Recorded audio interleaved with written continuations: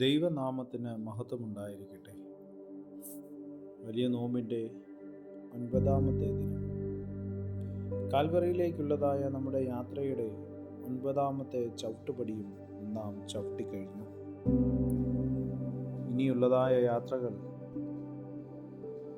കഠിനമേറിയ യാത്രകളാണ്.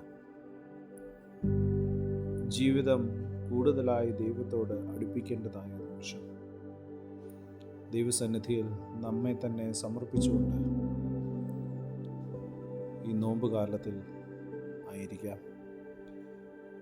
അല്പസമയത്തെ ചിന്തയ്ക്കും ധ്യാനത്തിനുമായി യെശയ്യാ പ്രവാചകന്റെ പുസ്തകം 53-ാമത്തെ അധ്യായം 5-ാമത്തെ വാക്യം. Prophetic book of Isaiah chapter 53 verse 5. എന്നാൽ അവൻ നമ്മുടെ അതിക്രമങ്ങൾ നിമിത്തം മുറിവേറ്റും നമ്മുടെ അകൃത്യങ്ങൾ നിമിത്തം തകർന്നുമിരിക്കുന്നു. നമ്മുടെ സമാധാനത്തിനായുള്ള ശിക്ഷ അവൻ്റെ മേലായി, അവൻ്റെ അടിപ്പിണരുകളാൽ നമുക്ക് സൗഖ്യം വന്നിരിക്കുന്നു. വലിയ നോമ്പിൻ്റെ 9-ാമത്തെ ദിവസം നമ്മെ ക്രൂശിൻ്റെ നിശബ്ദതയിലേക്ക് നയിക്കുന്നു. ക്രൂശ് ഒരു ചരിത്ര സംഭവം മാത്രമല്ല, അത് ദൈവത്തിൻ്റെ സ്നേഹത്തിൻ്റെ പരമാവധി പ്രകടനമാണ്.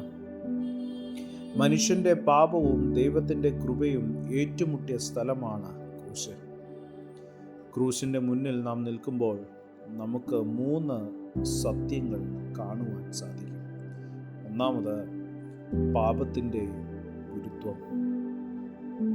പാപം ചെറുതല്ല, അത് ക്രൂശ് വരെ കൊണ്ടുപോയ ശക്തിയാണ്. യേശുവിൻ്റെ വേദന നമ്മുടെ വീഴ്ചയുടെ ഇലയാണ്.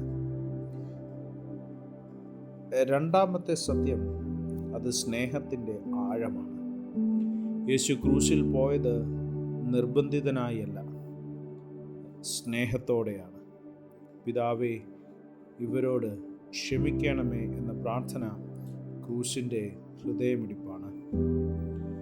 മൂന്നാമത്തെ സത്യം, കൃപയുടെ ശക്തിയാണ്.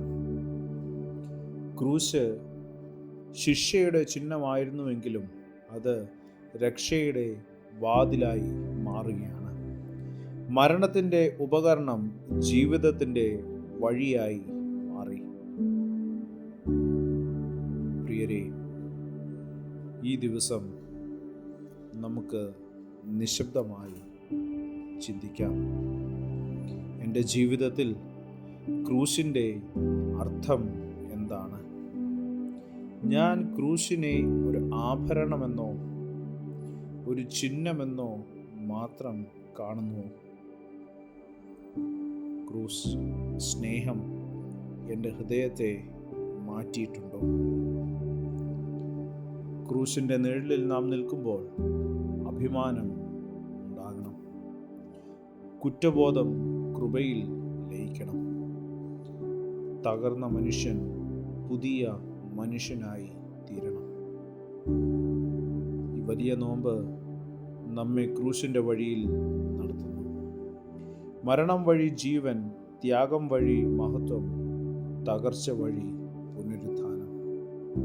ഇതാണ് കർത്താവ് ക്രൂശിൽ കൂടി നമുക്ക് കാട്ടിത്തന്നത്.